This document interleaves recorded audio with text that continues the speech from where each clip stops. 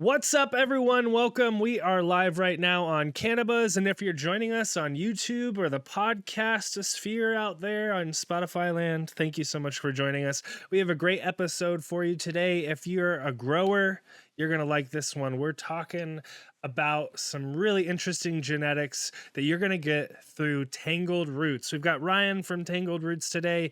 They're the seed bank behind some really great growers like Huckleberry Hill Farms. He's got a link on his site about licensing Whitethorn Rose and all kinds of stuff. So we're going to get into that. I'm sure we always get comments on, how to get Whitethorn Rose and stuff like that. So if you're interested in the answers to those sorts of questions, stay locked in. We're going to be getting to it in just a few minutes. But before we do, first off, I need to give some shout outs to folks. First off, shout outs to everyone in the CannaBuzz community. If you enjoy this channel, if you enjoy this podcast, please support us by joining us in the CannaBuzz community. You can download the iOS app, or you can go to the website and go to cannabuzz.app in your browser. Join our members only community for as little as $4.20 a month.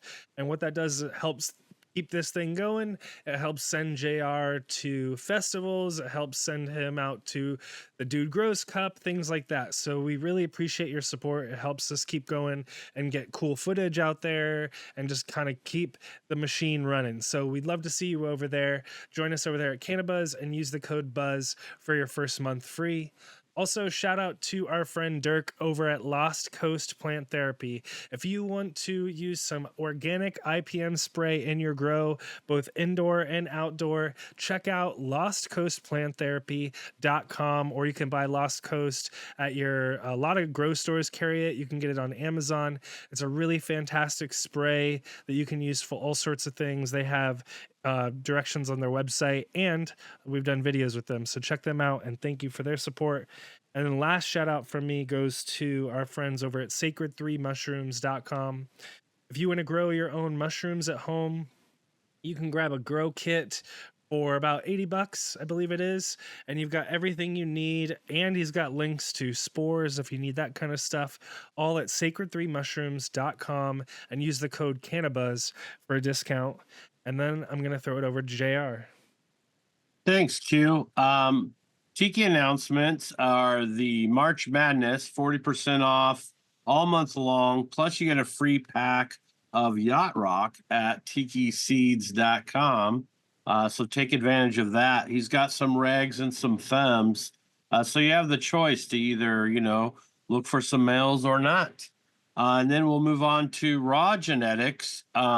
He has this pink Paloma, and it's Cherry Paloma by Z Pie. And I'm actually running both of those. I hunted out both from packs of seeds. His Z Pie, he has his breeder cut of, but together they must make something amazing, because I did a tasting last evening, and the Z Pie and the Paloma were the absolute favorites of the evening, that and Kaiju. So the combination of those two are going to be amazing. So pick those up at rawgenetics.io. Awesome. Well, I've been growing some seeds that I bought from this guy a couple years ago now. I've been talking about, how I've been growing the Paradise Pine, I believe it is. So we're going to be talking about that in just a second. So let's get into the official intro. Today, we are very fortunate to have Ryan from Tangled Roots, the online seed bank that has access to Whitethorn Rose from Huckleberry Hill Farms. He's got Mendo Dope, Ridgeline Farms, and a bunch of others. We're going to get into it. Welcome to the show, Ryan. Cool. Yeah. Thanks for having me, guys. Thanks, man. So, since this is your first time on the show, we always ask our first time guests, how they fell in love with the plant and how that kind of brought them to where they are today. Sure. Yeah. It kind of found me in my teenage years a little bit. It's something I kind of gravitated to pretty quickly. Like after I started, it was like helped me just kind of process things, and it vibed with my body. And so I kind of hit it with the ground running and just kind of been a part of it since. And it kind of evolved from trying it to getting a little extra to share with my friends to growing it to working with genetics, and it's just been a way for like me professionally and personally to like evolve with it. It's provided for my family. It's provided a lot of life lessons for me, and 20 years later, we're still kind of doing the same thing, still learning from her, still able to keep working with her. Yeah, it's kind of a testament to your character because many people who jump in to serving the plant for the wrong reasons usually don't, stick around long. It's the people who serve the plant that end up sustaining and pivoting. That's something we always talk about is pivoting. And so, as a part of that pivot, how did you kind of get elected by your community to be Tangled Roots and the seed representative of these amazing guys and girls?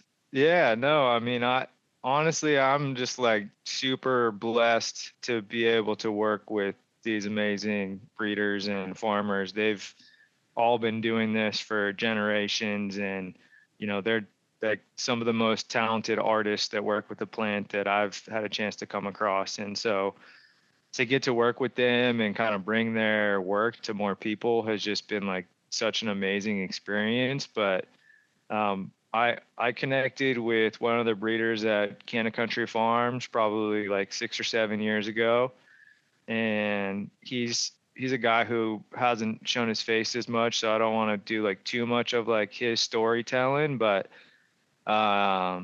we kind of vibed like right away, and he was somebody that I was just like learning so much information from. And at the same time, I was kind of starting a bigger grow kind of in the North Bay area. It's been the biggest grow that I'd ever had a chance to like be a part of, let alone like build out from scratch. And so we had almost a 4 acre plot, and I live kind of in the Sierra Nevadas. I don't live in the Emerald Triangle. And so for me, it was a long commute to the farm. And so I was kind of just crashing on his couch like a few days a week. I would go down there, I would do all the work at the farm, and then I'd come back and hang out with the fam and do everything back here. And so I got to know them like really well, just staying with them and like working the field with them and learning from them. And it just kind of like kept building. And through that, I got to meet a lot of the other people from that community that they work with, like Johnny and Jason and Eric and Jill and Jerry and all the groups that we work with. And we just like, I don't know, they kind of recognized that I was a grower, maybe just from like a different part, and I had some skills that helped complement some of the things that they were doing. And we had an idea of like, how do we bring these genetics that have kind of been isolated to this community to more people? And it was just really like right place, right time, like, and building trust with, people that sometimes are a little bit more hesitant and trust people than others. And so in the past, a lot of these folks would be breeding to kind of sustain themselves to be able to grow for the next year. It was their next year's. Uh, do you still see that model kind of still within the groups of the community? I think there's probably some people who are still kind of doing that. It's definitely a lot less than it used to be. Um, that was kind of like new to me when I came in. I'm a little bit younger than a lot of the farmers that we work with, and so like when I started, a lot of my work was clonal work and mother work, and I didn't have a lot of experience with seeds, like at least when I first started. And so then like learning from some of the people who had been doing it before me and learning that like it had all been seed lines and seed work, and they had just made enough seeds that so they had seeds to plant the next year. That was like part of their farming and gardening that they had to do every year, was really like new to me. And I think it was a tough change for them too, as like the markets matured, and you really need consistency from plant to plant, from nug to nug, from, that like a lot of them have kind of had to switch the way they're doing things. And they're all still making seeds and like advancing lines and doing stuff, but maybe in a little bit different way than they used to, where they had to plan out to make sure that they had enough seeds for their own farm and maybe anybody of the other farms that they were working with. Yeah, I find that really interesting because those practices, there's so much knowledge and generational wealth of knowledge in those practices. And I always, try to be mindful of some of those ways that get kind of put in the past. Yeah, no, that's like you're pulling at my heartstrings, because that was like, as things started changing, like the small farmers in Northern California, it used to kind of be a lifestyle for a long time, and it was kind of a hidden lifestyle to a small group of people, but it was an amazing lifestyle for the people who got to partake in it and got to support their families living on small homesteads and really just living off of the land and providing with the plants and like working on the schedule of the plants, and then oftentimes having breaks in the off season. And it's definitely a different way of making a living than like a 9 to 5 that a lot of people do, and that way of life was like super enchanting to me and like something that I really enjoyed in the time that I got to do it. And so I've tried to find a way to provide a path forward or anything that I can to allowing that lifestyle to pertain in some way moving forward. It's never going to be the same way that it used to be, but there's still a handful of people who are able to do it, and it's a pretty cool way to live.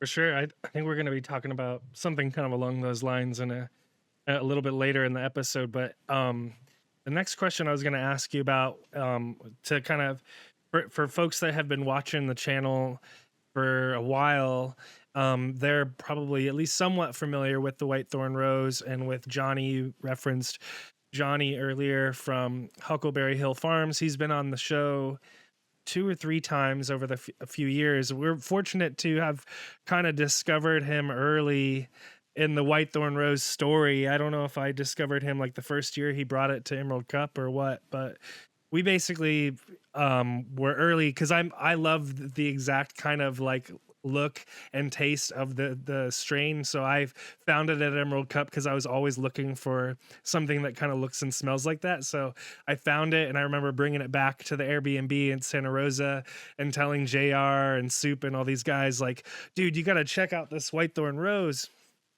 And anyways, so for folks that are, interested in the story and interested in learning about Johnny, they should watch those episodes with us. But to get to the question, his famous strain is the Whitethorn Rose. And when I go to your website, I see something about licensing the Whitethorn Rose. So can you talk a little bit about that? Because that's something that sounds really interesting to me. I'd love to, explore that topic. Yeah, totally. I'll do my best, and I'm sure Johnny will have his side as well. So I can speak for Tangled Roots and kind of the conversations that we've had regarding that. So Whitethorn the feedback's just been like amazing. People have really gravitated toward it, and it's been really cool to see. Johnny has such a small farm. For him to be able to get these genetics and get the eyes on it and get the feedback and get so much talk around something based off of like the size of production that he's doing is just amazing. And I think it really speaks to how amazing that genetic is. And one of the things that's been really amazing is a lot of these genetics that we work with, especially the Whitethorn, these farmers have been able to kind of keep those genetics entirely to themselves. And so they've had control over it, and they've really gotten to make sure that the quality of the product and everything that people are getting to experience when they experience those genetics are like what they should be. But along those lines, eventually you get to a point where the demand for it is just like bigger than he's able to produce on his farm. And so, there's been a lot of conversations about how do we scale, and how can he get Whitethorn to more people so that people have access to the medicine, they get to try it, they get to share it with their friends. And there's been a lot of different people who have approached Johnny about, getting Whitethorn and doing collaborations and doing things like that. And so we kind of got to a point of like, well, some people are approaching and maybe they're interested, but how many other people are interested or out there who might be a good partner or might be somebody that we'd want to work with and get the genetics out there? And what better way to do that than just to like put it onto the website and allow people who might be interested in working with her, whether it's a home grower who just wants to tell us how much it's helped them or how much they love it, or it's a commercial operator who has an idea for like ways that they could maybe bring Whitethorn to more people and like help with distribution and things like that. And so really what we're trying to do right now is just we're trying to intake information from as many people as we can. We want to see who's interested in what potential deals are out there and what, aligns with the vision for getting the genetic to the people. And so that's kind of like the whole idea around why we have it set up that way on the website, is because I think he's still trying to figure out what the best path forward is. Yeah. And, I Go worry about that. I really do worry about that because his breeding potential with it and its name could keep his revenue streams going plenty with the crosses without giving away the cut. Because once he licenses this cut, it's gone. Everyone's going to get it. It just happens. These kids that are working at the grow, one of them slides out the back door for 20, 30 grand, happens all the time. yeah. And so as soon as he releases that out of the stable, he might as well consider that being public property because it will be within no time. Or not even just people taking it, but people just taking the name. Like, Oh yeah. it's like it doesn't take much to slap a name on something. And we all know that there's plenty of that going on around in the genetics community right now. And that's, one thing that Johnny's done really well is if you aren't getting Whitethorn from Huckleberry Hill, then you're not getting Whitethorn. And like, there's no question about that. And people can claim whatever they want to claim, but there's only one source to get it. And once you take that away, everybody who wants to take advantage of the name is going to take advantage of the name, whether they have the cut or whether they don't have the cut. And so it's a really complicated situation. And like, there's so many things at play, like the monetary part of it, just wanting to get the product to the people. Cause there's like, I probably get 10 messages a day of people who want to try Whitethorn, and I can't imagine how often Johnny's getting hit up, So, we're really just trying to like take in information right now, I guess is the best way that I can put it, and just see what's out there. And Johnny's motivated to try to get Whitethorn out to as many people as he possibly can. And, I'm not sure if he has the game plan exactly figured out, but the more that we hear from you guys and the more opportunities that present themselves, hopefully the better chance there is of, it getting out there to people in the form that it should be there in. Yeah. Well, with all these cultivars, there's a pendulum, there's kind of a swing that goes with them. And writing that out now and knowing when to cut it free or hold it in is really difficult because the market has expanded so much more than what it used to be. So like an OG Kush, if you look at the dominance that it had on the market for so long and the reachability it had, you could see where something like the Whitethorn Rose could potentially have quite a long, projection and projection. And so I think that, like you said, timing that release is super important. But I think taking advantage of the crosses and the breeding opportunities that he could do with Whitethorn Rose, because Sam found an amazing pheno of the Paradise Pine that he's been running for years now. And so Yeah, go There's ahead. gold in there. There's gold in there for sure. You know that, and that the Paradise Pine hasn't been out. The regs went out a couple years ago, and I still don't think people have found the golden pheno or whatever. I've seen a couple posts that look kind of similar to the one I have, but I think it's clear to me that there's a lot of different phenos of that plant, and even within the kind of general buckets that it goes in, because I have phenos that are like, I had ones that I killed early that were kind of greener. I had ones that kind of trend purple towards the mid to end of flower that I've kept one of those around. And then I have another one that's like purple from the get-go. And that is like, that's my favorite. And that I feel like is kind of more in the Whitethorn Rose direction. But anyways, when we were talking, I had kind of this urge to, like, you know, I have my own strong opinions about what Johnny should or shouldn't do, but also, and I realized, like, between the three of us, I think this is a person that we all care about, and we could probably say he's a friend, or at least, you know, he's a good acquaintance of ours at least. And so I don't want to tell him what to do, but I think he should, you know, like we were talking about earlier, be careful with letting it out. But at the same time, I admire his urge to want to get it out there. I think I've seen him post pictures of feminized Whitethorn Rose seeds on his story, and him teasing that they're going to come out eventually someday or whatever. So yeah.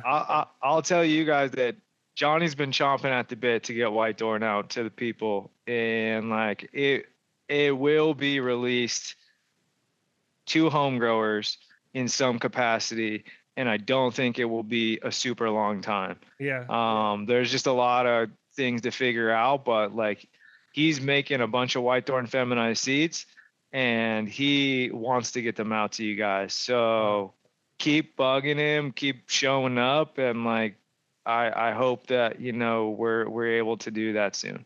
That's very cool. Well, to get to my next question, which is kind of is building on this whole conversation, which is, you know, through our conversations with Johnny and just seeing what you and him are doing together, and kind of what you're doing with the groups that we're going to be talking about in a second or a little bit, you know, JR and I feel like you guys represent the future of this industry in a lot of ways, where you have a flower grower, a farmer basically, who finds great genetics. They do their own pheno hunts or whatever. They create a brand name for themselves with that flower, with maybe even just straight up hash, or concentrates of that flower.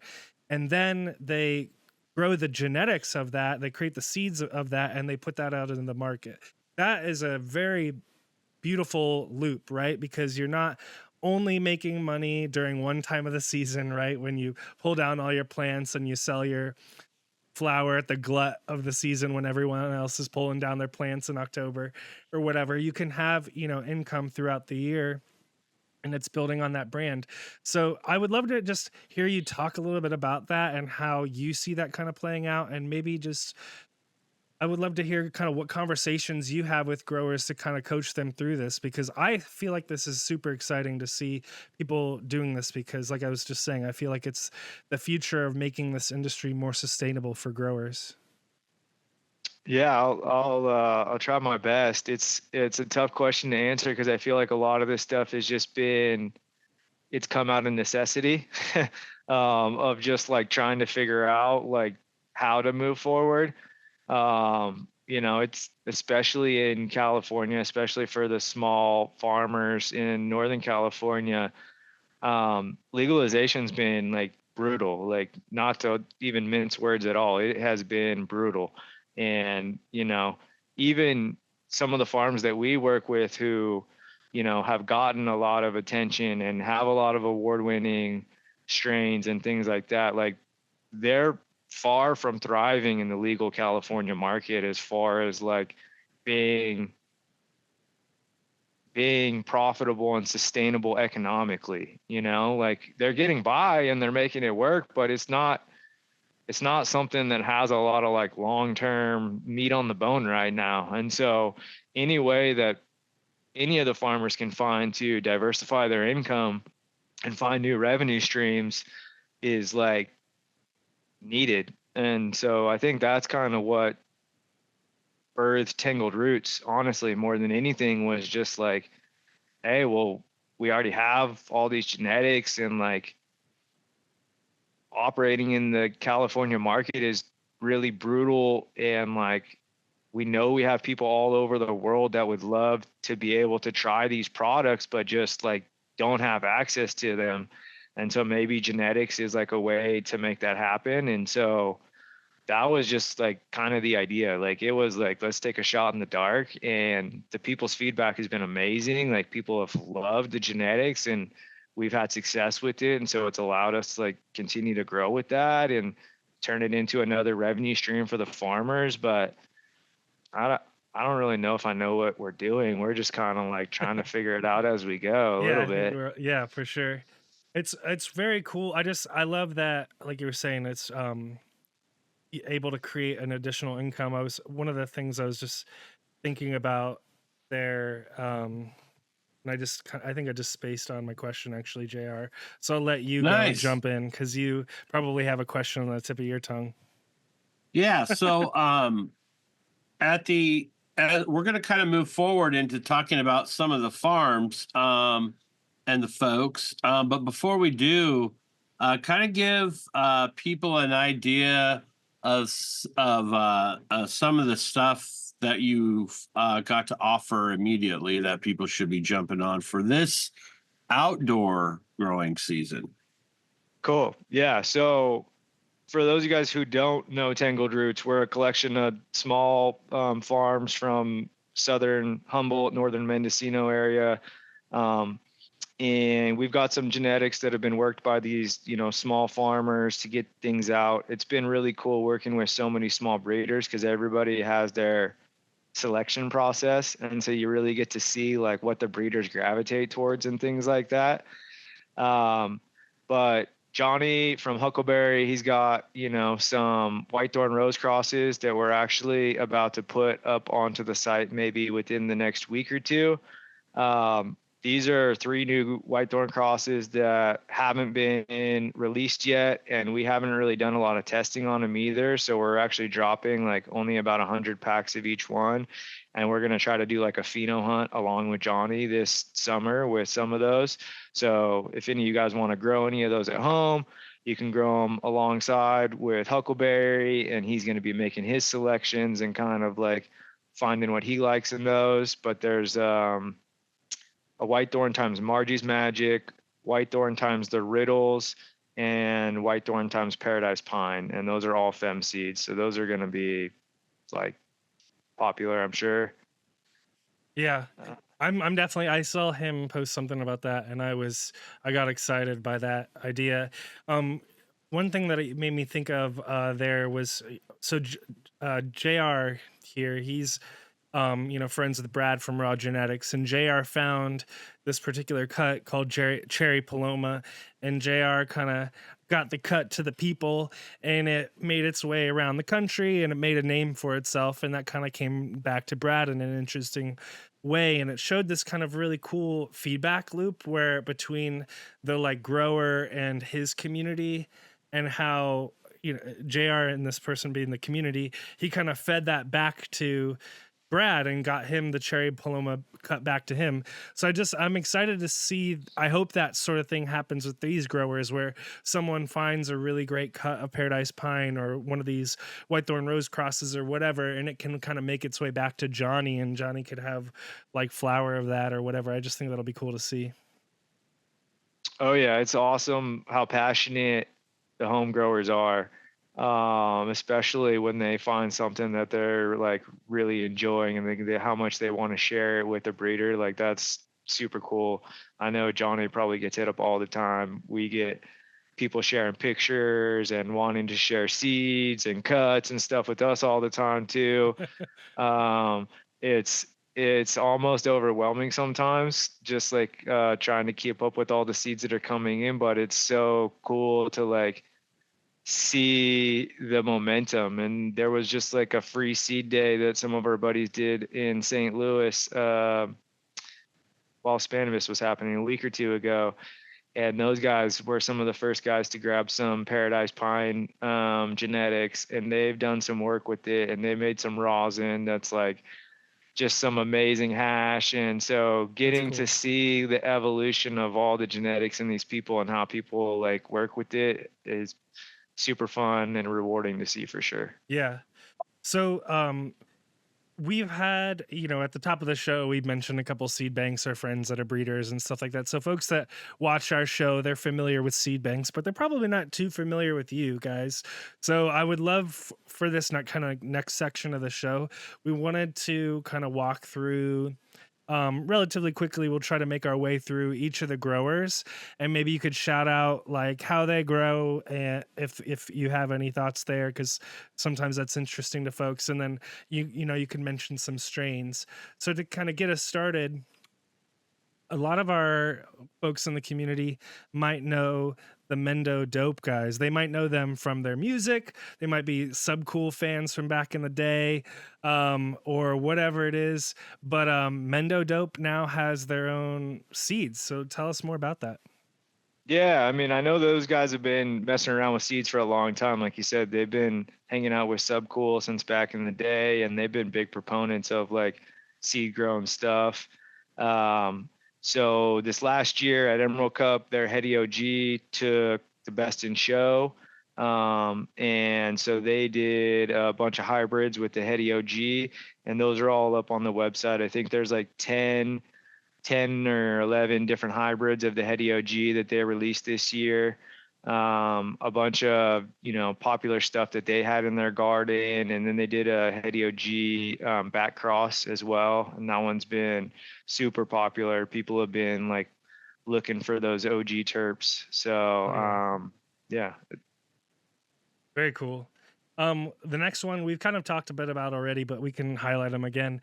So Huckleberry Hill Farms. So he's got Johnny, he's got the Paradise Pine, but he's got all kinds of stuff on there. So, and he's got a bunch of feminized things I noticed too, right? Yeah, so we're trying to get some more feminized options for a lot of the farms that we work with, because we know that a lot of the home growers, want some feminized options. And so there's 3 new fem crosses that are about to hit the site here in the next week or 2. Those are all Whitethorn Rose crosses.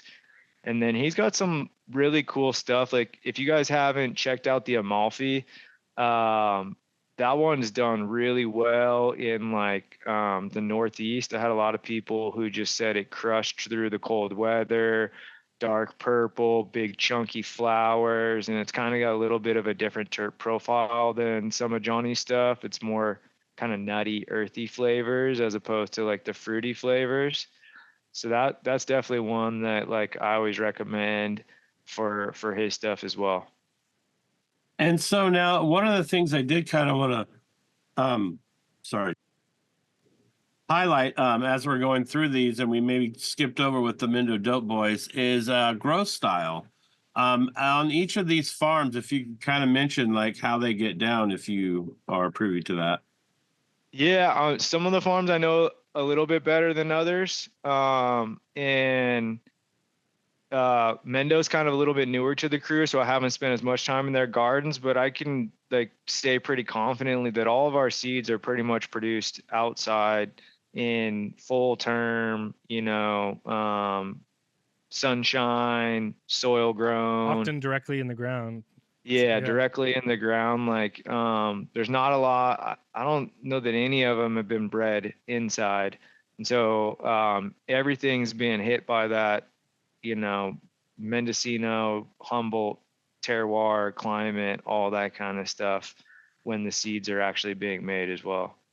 And they're adaptogenic in that they are stress built, they are tolerant, and they perform much better in a outdoor environment than anything you're going to get that's going to be bred under artificial lights.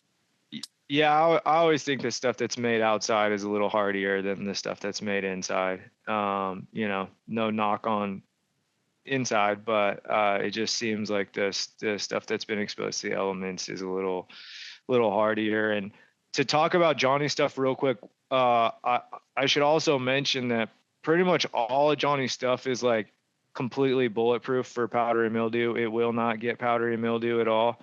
And they're really early finishers. So if those are things that you struggle with, especially outside, and you want to make hash, like you don't want powdery mildew on stuff that you're going to be making hash from. So they are really good genetics for, people who want to make hash, who maybe have to deal with powdery mildew or want something that finishes a little earlier. It's a really bulletproof option for a lot of those people. And that kind of moves us on to the next farm, which is Ridgeline Farms. And I know they use advanced nutrients, and it seems as though they feed their outdoor like they're growing indoor, which is how I used to do it. And so, can you kind of talk maybe a little bit about their growth style and genetic offerings that they have? Yeah. So Jason's been working with those guys for a while, running their organics line. I know he does a lot of like compost tea, and his, he's got a similar grow style to most of them, where they have kind of the big grow beds and they just kind of amend the soil and, add some feedings here and there, and add some tea to keep it alive.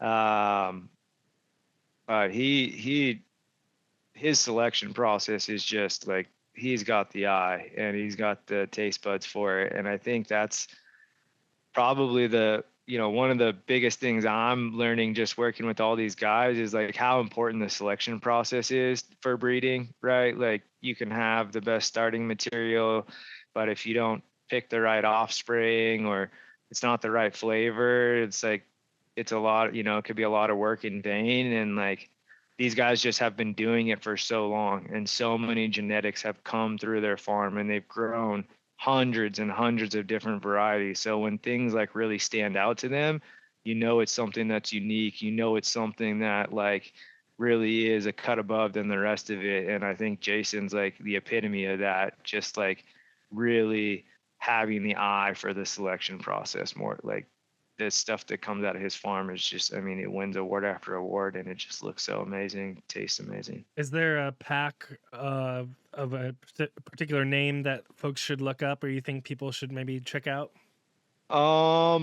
Dude, everything that he does, I always like to fit people to like, hey, what do you like? And then work backwards, Right. as opposed to like, hey, these are the most amazing ones, This grow one's the these. fire. Yeah. Yeah. But he's got some Lance that he crossed back to the Ridgeline runs that we're cool. just about to put back up on, or that's about to go live here in the next couple of weeks as well. And those were like dark purple, covered in powdered sugar looking sweet candy, like runs on steroids. So I think there'll be some people who are excited about those for sure. Yeah, his weed is really tasty. Sorry, JR, go ahead. I just talked to Sebastian, who was at Hall of Flowers, and he went to the Ridgeline booth, and he said their flower was on another level. He said it was absolutely amazing. And I think something that Jason does also very well is he looks at the total package of what's being presented rather than maybe just the smell and the taste and the morphology, that visual appear. A lot of this stuff is so stunning to look at, and that's such a huge important part of how things get down nowadays, because much of what we do is visibility, in this game. Bag appeal, that's the very first thing we always look at, and so I think that's smart. Yeah, he's like that guy has just, I've seen everybody try to get their cuts and genetics into his hands, and rightfully so, because he's such a talented grower.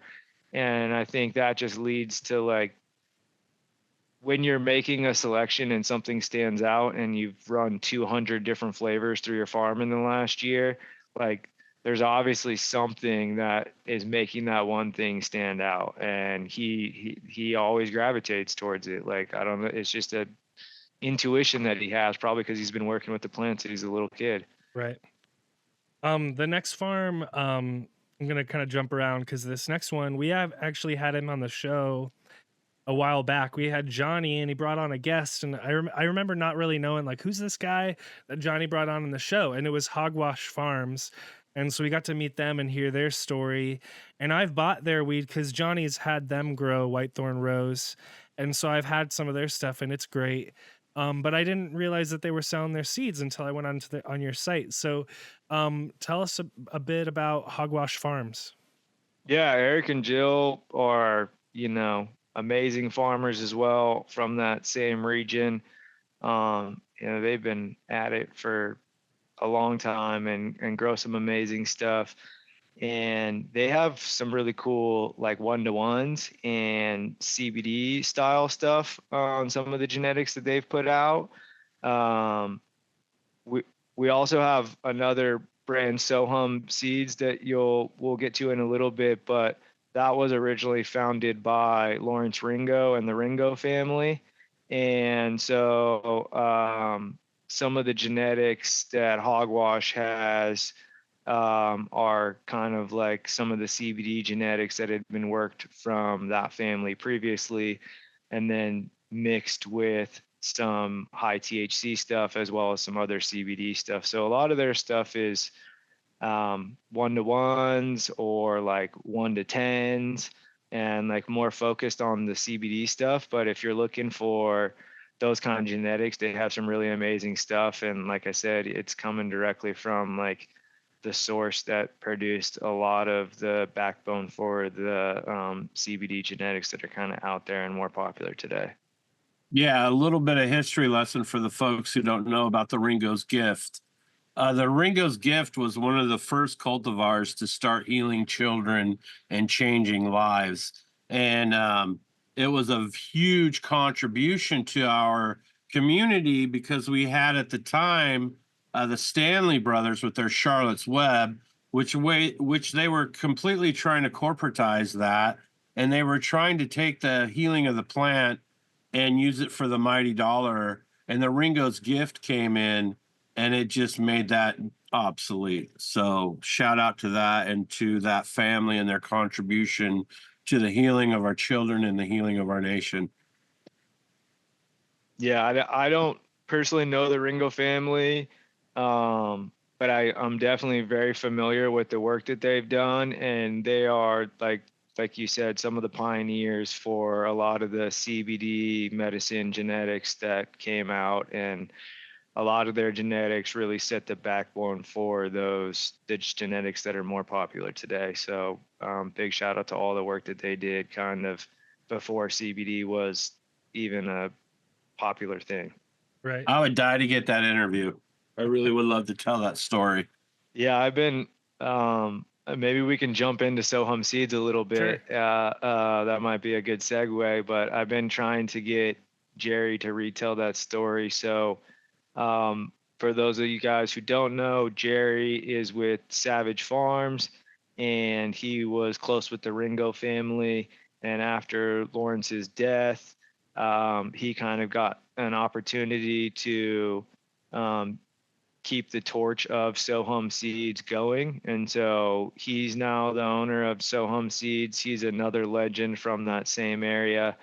And so we have some Ringo's Gifts S1 seeds that are up there that are like directly from the family. That's and then huge. Jerry also is like a super modest guy, but an amazing breeder. And so most of the stuff that he has up there right now, we just did 4 new releases. There's not really any names. It's just the crosses that were used, but they were all bred for solventless production. So if you guys are looking for some hashers, Sohum Seeds just put up some really amazing hashers that all tested at, good percentages, washed really well, quality. I think Jerry needs to come out and tell his story a little bit more. And that's hopefully some of my focus for this year, is how we can continue to kind of tell the stories of some of the brands who maybe aren't as well known. Throw them our way, man. Come on. We'll talk to all the guys on your roster. Honestly, we would love to talk to any of these guys. Then the last farm on your roster, I think, was CA Legacy. Is that right? Yeah, Cal Legacy. So Cal Legacy he was the gentleman I was telling you about who works with Canna Country as well. Um, Legendary breeder who's been breeding between um, Shelter Cove, Southern Humboldt area, and Maui for the last 25 years. And this guy is one of the most knowledgeable plant people that I've ever had the chance around with, one of the most talented breeders that I get to work with. Um, he's got some new stuff that should be coming out. Some more of the G41 crosses that he did a little while, some of the more exotic stuff, and then we're we're thinking about maybe using that as like a platform for some proven genetics, kind of like a house account stuff, like stuff that breeders that we work with that we know really perform well, but that are maybe a little different than some of the offerings from the breeders that that are kind of have their lane, Yeah. And last one before we forget, I think we almost skipped over Canna Country, which I didn't want to do because I know I'm familiar with them because they've done some collabs with Johnny, and I bought their like pre-rolls and stuff like that. So I want to make sure they get a shout out. So let's talk about Canna Country before we get to our last few questions. Cool. Yeah. Please don't forget them because they're the OGs. They grow some killer stuff. I don't know if anybody's had the chance to come across the Canna Country number 26 before, but that one's like a really, really unique flavor profile. Awesome means the dominant terpene in that, and it's got some really like cool flavors that come out of that. They've just been like breeding nonstop for the last 5 or 6 years up there and making their selections and really moving lines forward and doing some cool stuff there. We're about to drop some CC30 crosses this year, and CC30 is SFV crossed with Lemon OG and just made like the skunkiest, gassiest, hardiest, bright green plants. So anybody who's a gas lover or an OG lover, This guy right here. oh, all right. Well, we're gonna have to get you some of the 30 crosses. The 9x30 and the 29x30 both are like for the gas lovers. You'll find some stuff you like in there for sure. Wow. Dude, you got me like I knew you had like some good shit, but you walking us through everything, I'm just like you have everything I could need. You mentioned the CBD stuff, which was big for me because it's so hard to Yeah, find that same. stuff Yeah. nowadays. And then obviously everything else you mentioned just sounded fire. So our last few questions, I'll let JR take the couple about Spanibus, but before we get into that, just let's talk about real quick what's next for you at Tangled Roots. Obviously it sounds like a lot, but I guess how could you summarize, or what do you feel like is next for you in the business? Yeah, we're just trying to not get too far ahead of ourselves and just like keep growing organically. We've been lucky that it's all been word of mouth, and the people and everybody who's gotten the genetics has been happy. And like my focus has not been on selling seeds, but has been on bringing a great experience to the people who work with us. And so like if you send us a message, I personally answer every single message that comes through. If you send us an email, you're probably getting an answer back within 24 hours. And I will guide you through like our genetics or questions that you have to make sure that you have your best experience. And that's hard to scale. It's not something that we can necessarily like bring on a lot of help to keep doing. So that's probably like the next evolution is figuring out how we take that same experience and be able to give it to more people at the same time. Yeah, and that does lead us into our next few questions here. I've been noticing on IG and stuff that you guys have been doing trade shows and stuff, and you recently went to Spanibus. I know pre-show, you told us you got kind of ill during that. So, but just kind of give us an idea of what the difference between the, the trade show scene in America is maybe compared to Europe. Yeah, it was super cool. This was my first Spannabis, and I think it was Johnny's first Spannabis, and most of the group that we were with. So, I didn't have a lot to compare it to other than like what we've done over here in the States. And, the old Emerald Cups were always amazing when it was like truly in its heyday, and, there was tens of thousands of people there. And it kind of reminded me of that more than, a lot of the other things that I had been to. And it was just cool to see people from all over the world all coming together, sharing strains, sharing genetics. And it was nice to get off of the hill here in California and see people with optimism, smiling, sharing flowers with each other. So, did you do the Hall of Flowers at all? No, we didn't. We didn't make the trek down to LA afterwards. That was just going to be a little bit too much, especially like you said. We weren't feeling so good Feeling after so good. Spannabis, so I was ready Yeah. to get home. So, was there some really good weed that you came across when you were there in Spain? Yeah, there was a lot of really talented growers, amazing indoor greenhouse, full term. It was cool to kind of see how passionate the growers were over there. I was kind of talking with you guys before a little bit of just like, it's fun to go new places because everybody has different like grow styles that they like or that their market prefers, or different flavor profiles that they like. And there's like there was a lot of like terpenoline, and there was a lot of like citrus flavors, and like flavors that I really enjoy, but you don't see as much over here, like represented as much. So it's cool to get the diversity. Oh yeah, 100%. Yeah, that is really cool. Um, So when you were over there, did you see a lot of the American gear? Because I know that a lot of people hit me up from Europe and they want American genetics, American genetics. Did you see a lot of the familiar names when you were over there? Yeah, we saw a bunch of our friends and, people from the States over there. I would say like, I don't know, maybe 75, 80% of the booths were probably seed companies, which was like, I'd never been to an event where like that high of a percentage of the booths were genetics companies.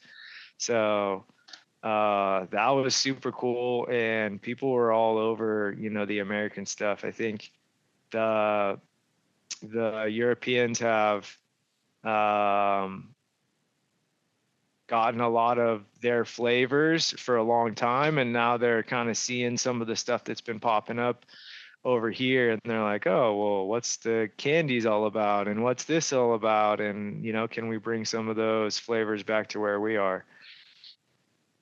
Yeah, Yeah, I always find it interesting how some of the early Dutch stuff that kind of got launched came from the Pacific Northwest in this area.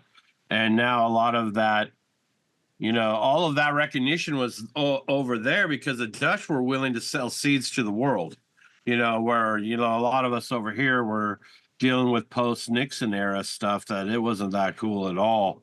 And so we had all the flavors, we just couldn't get them out there. And now we're in a position to where we can flex a little more.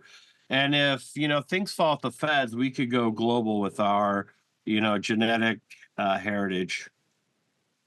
yeah. I was thinking about earlier, the question that I forgot was basically just a comment about how, like, with weed sales can't go across state lines, but at least with seeds, they can kind of get all over the place. And so you could build a name for your brand through the flower, but people can't get the flower. It creates this kind of interesting atmosphere where I want it, but I can't have it. This But then, guy. but then I can maybe have a taste of it with the seeds.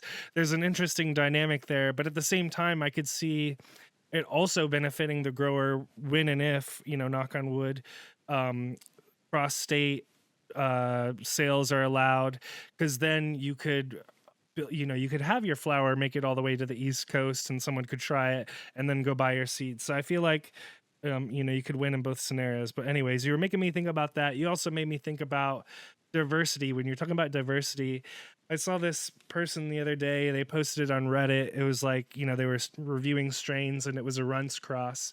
And one of the first comments was like, I wish runts would just disappear, go away, or something like that. I think people are so tired of just everything being in the same cross. And so I think that's partially why we're so excited to be able to connect with you. This has been a really great episode, really great timing too, honestly, with JR. How we're able to connect with you right before the outdoor season starts, because I'm an outdoor grower, and I'm always like asking folks for what they suggest for outdoor growers. So if for those that are in our audience that are outdoor growers, I hope they rewind on this episode and find some of the recommendations that you had, because I'm sure there's going to be something in there that could do well in their grow. And I'm glad that you're there for us growers and the home growers, and I'm glad you're there for the growers you represent. I feel like you're doing a really great service to the community. Well, yeah, appreciate it. We're working on building out space on the website to make it more interactive, so people can kind of put in like what their environment is or some of the issues that they face as growers, and we can kind of lead them to selections that will fall in those categories, cool. because I think that's a really hard thing, especially for outdoor growers in different parts of the country. You see some amazing genetics that are grown in Seattle, and you live in North Carolina. It's maybe not apples to apples. So if you guys have questions about how genetics might perform in your environment, reach out to us, and we'll try to guide you to things that we think will do well for you. That's awesome. That's a really great resource for people. JR, do you have any last questions before we go? Just that one thing we always like to hit on with the community is that kind of pivoting question.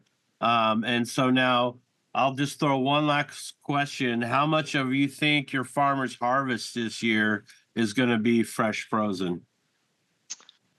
I think it's going to be farm dependent. Everybody kind of is finding their own lane, but I do think that it's a lot more hash that is probably making up a percentage of the overall harvest for sure. And I will also say that because of the response from all of you guys and the feedback that we've gotten, that a bigger percentage of the garden will also be used for seed production this year. So definitely diversifying.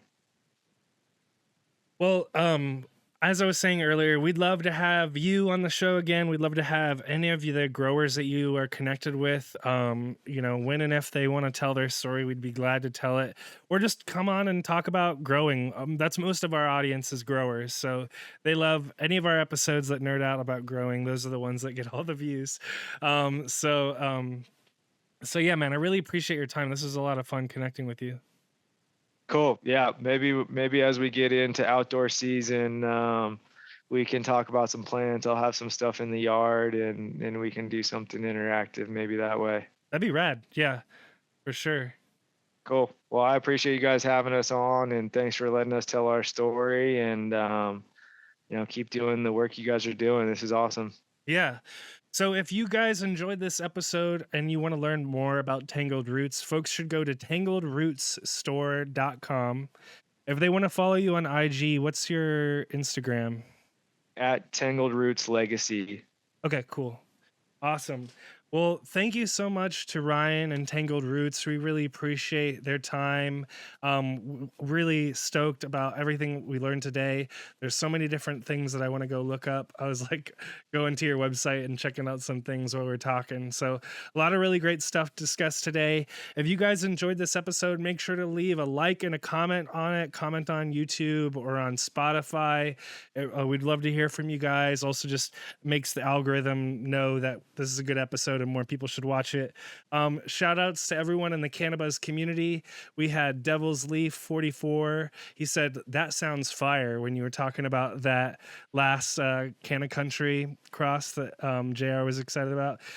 We had White Sox and a couple others in the community that showed up today. Thanks guys, everyone in the CannaBuzz community. Thanks to our sponsors. You can find their links in the description of the podcast or on YouTube, and the little ad right down there on your screen. And as always, JR, Growers love. peace, everyone. Have a great rest of your day.